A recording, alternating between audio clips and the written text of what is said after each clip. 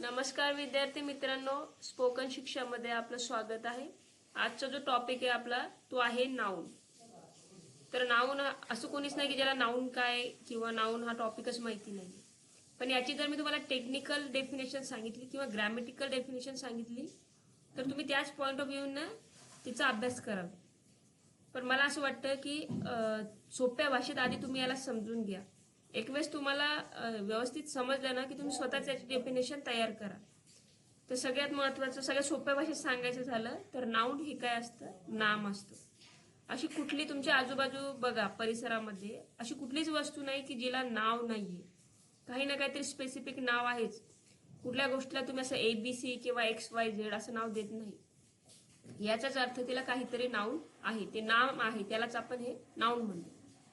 आता सांगायचं झालं डेफिनेशन जर करायची झाली तर थिंग्स, ॲनिमल आणि प्लेस याला जे नाव असतं ना त्यालाच आपण नाउन असं म्हणतो। ठीक आहे, एक्झाम्पल बघा, राम, डेली, मोती, सोनी। आता यामध्ये ना नाव आहेत पण ते वेगवेगळे आहेत। म्हणजे राम हे एका मानवाचं किंवा मुलाचं नाव झालं, डेली हे एका ठिकाणाचं नाव झालं जसं मी ते सांगितलं प्लेस। मोती हे एखाद्या कुत्र्याचं नाव असू शकतं, एखाद्या गाडीचं कशाचंही नाव असू शकतं। त्यानंतर सोनी हे एका कंपनीचं नाव, बरोबर। पण प्रत्येक गोष्टीला नाव असतं ज्याला आपण नाउन म्हणतो, हे आपल्याला इथं लक्षात घ्यायचं। हे झाल्याचं एक बेसिक इंट्रोडक्शन। आता समोराचे प्रकार बघूया आपण। ठीक आहे, नाउनचे कोणकोणते प्रकार आहे तर इथं बघा, प्रॉपर आहे, कॉमन आहे, material, collective, abstract, countable and uncountable. आणि शेवटचं हे बघा, मी एका वेगळ्या याला हायलाइट केलेलं आहे, जेरन आणि इन्फिनिटिव्ह। तर हा थोडा वेगळा टॉपिक आहे, याच्याशीच रिलेटेड आहे पण थोडा वेगळा आहे, थोडा डीप मध्ये। तर हा आपण नंतर बघू। ठीक आहे, आधी याला समजून घेऊ व्यवस्थित। आता सगळ्यात आधी आहे आपला प्रॉपर नाव। ठीक आहे, प्रॉपर मध्ये काय आहे ना, प्रॉपर नाव समोर येताच तुमच्या लक्षात येतं की प्रॉपर म्हणजे काहीतरी विशेष। तर इथं बघा, specific name of person, place or thing. बघा, स्पेसिफिक म्हणजे पर्टिक्युलर। ठीक आहे, कुठल्या तरी वस्तूचं, माणसाचं, कशाचं तरी ठिकाणाचं नाव कसं असेल, पर्टिक्युलर असेल। ठीक आहे, पर्टिक्युलर म्हणजे विशेष। मग त्याला आपण काय म्हणायचं, प्रॉपर। जसं की खाली एक्झाम्पल बघा, देअर आर 10 बॉयज, म्हणजे 10 मुलं आहेत, one of them is Ram. आता हे मुलं हे कसं झालं, कॉमन, की 10 मुलं आहेत, सगळेच मुलं आहेत, ही कॉमन गोष्ट झाली। पण राम हा कसा आहे, त्यातला एक वेगळा आहे, म्हणजे राम हा तुमचा प्रॉपर नाउन झाला। ठीक आहे, खाली बघा, forts are pride of our nation. Forts म्हणजे किल्ले। किल्ले काय, आपल्या राष्ट्राचं प्राईड आहे। ठीक आहे, शान आहे, गर्व आहे। I have been to Raigad fort, मी रायगड फोर्टला भेट दिलेली आहे, म्हणजे रायगड किल्ल्याला भेट दिलेली आहे। मग आता फोर्ट हे काय झालं तुमचं, जनरली फोर्ट हा कॉमन आहे ना, फोर्ट किती असू शकतात, एकापेक्षा जास्त, कॉमनली सगळेच फोर्ट असू शकतात। पण रायगड काय, वन ऑफ देम, म्हणजे त्यातला एक विशेष, प्रॉपर, पर्टिक्युलर काय, रायगड आहे। ठीक आहे, हेच तुम्हाला समजून घ्यायचंय की प्रॉपर म्हणजे काहीतरी विशेष। चला नेक्स्ट स्लाइड बघूया, कॉमन नाउन। आता कॉमन, जसं मी आज सांगितलं तुम्हाला की कॉमन म्हणजे यामध्ये काय, बॉय, 10 मुलं आहेत, हे कॉमन झालं ना। राम हा एक विशेष झाला। तसंच यामध्ये किल्ले कॉमन झाले, यामध्ये रायगड हा विशेष झाला। तसंच आता कॉमन मध्ये बघा, याची ओळख कशी असणार आहे, कॉमन फॅक्टर किंवा कॅटेगरी किंवा क्लास ऑफ नाउन, म्हणजे जे सगळ्यांनाच लागू होतं, ज्यामध्ये जो कॉमन फॅक्टर सगळ्यामध्येच आहे त्याला आपण कॉमन नाउन म्हणून ओळखतो। आता इथं बघा, राम, सीता, राघव। आता यामध्ये तुम्हाला डिफरन्स काय वाटेल की राम, सीता आणि राघव, यामध्ये राम आणि राघव हे दोघं मुलं आहेत, पण सीता हे वेगळं आहे ना, सीता ही मुलगी आहे, त्यामुळे तिन्ही कॉमन आहेत का, नाही, बरोबर आहे। पण जर आपण याला ऍज अ ह्युमन बिईंग घेतलं तर मग यांचा कॉमन फॅक्टर काय आहे, की तिन्ही ह्युमन फॅक्टर आहेत, म्हणजे ह्युमन आहेत, बरोबर आहे। म्हणजे मानवीय नाव आहे किंवा हे तिन्ही मानवीय कॅटेगरीमध्ये मोडतात, त्यामुळे तुम्ही याला कॉमनली म्हणू शकता की तिन्ही मनुष्य आहे म्हणून। ठीक आहे, तर हेच आपल्याला बघायचं आहे। जर तुम्हाला याचं जेंडर वाईज क्लासिफिकेशन करायचं असलं तर त्यावेळेस तुम्ही म्हणू शकता की सीता ही वेगळ्या कॅटेगरी मधली आहे, ती फिमेल. आता बघा खाली गंगा, यमुना आणि सरस्वती. तर यामध्ये आपल्या काय लक्षात येतं, कॉमन फॅक्टर काय यामध्ये, की या तिन्ही पण रिव्हर आहेत. ठीक आहे.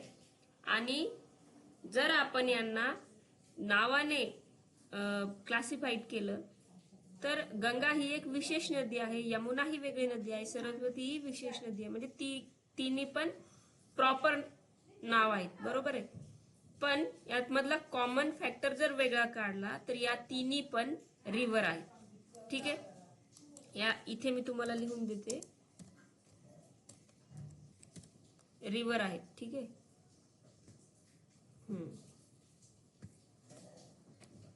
आणि इथं बघा, यांना आपण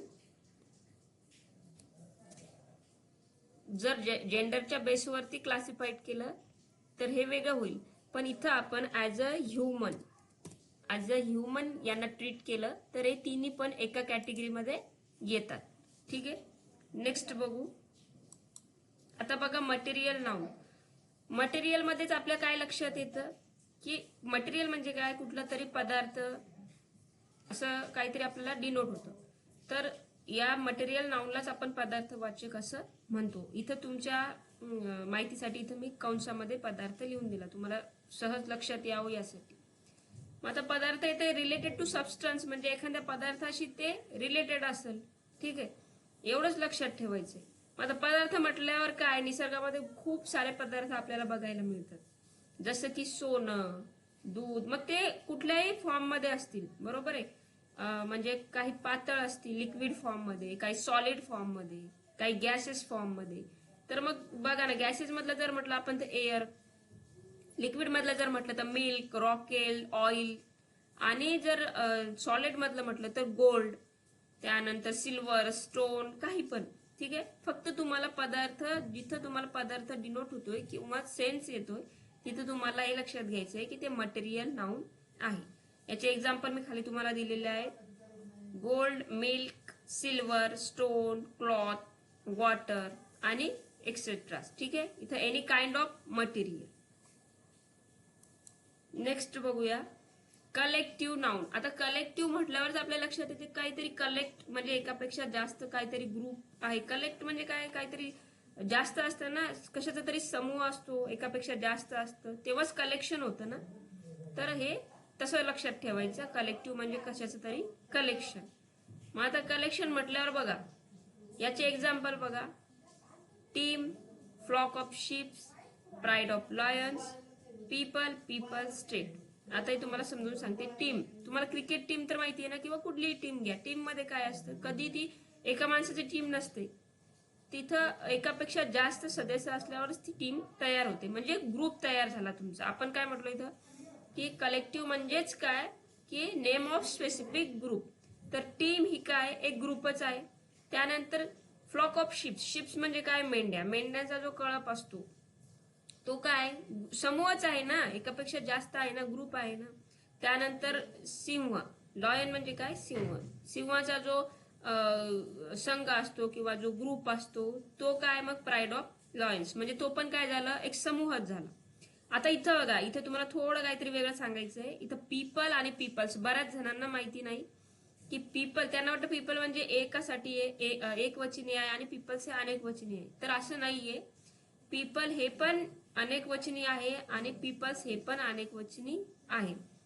लिहिताना जेव्हा तुम्हाला असं डिनोट करायचंय की दोन ठिकाणांचे माणसं म्हणजे लोक, दोन, जसं की दोन कंट्री मधले लोक, असं जेव्हा तुम्हाला डिनोट करायचंय वेगवेगळ्या देशामधले, तेव्हा तुम्ही पीपल्सचा उपयोग कराल. पण जेव्हा तुम्हाला एकाच देशातील लोकांबद्दल बोलायचंय तेव्हा तुम्ही पीपलचा उपयोग करा. पण हे लक्षात घ्या की पीपल हा कधी अनेक वचनीसाठीच यूज होतो. पीपल म्हणल्याबरोबर लक्षात आलं पाहिजे की एकापेक्षा जास्त आहे, एका व्यक्तीला तुम्ही पीपल म्हणत नाही. पीपल म्हणजे एक समूह, माणसांचा समूह. जसं तुम्ही म्हणता I am talking about those people, म्हणजे मी त्या माणसांबद्दल बोलत आहे. ठीक आहे. मी त्या माणसाबद्दल बोलत आहे असाचा अर्थ होत नाही. इथं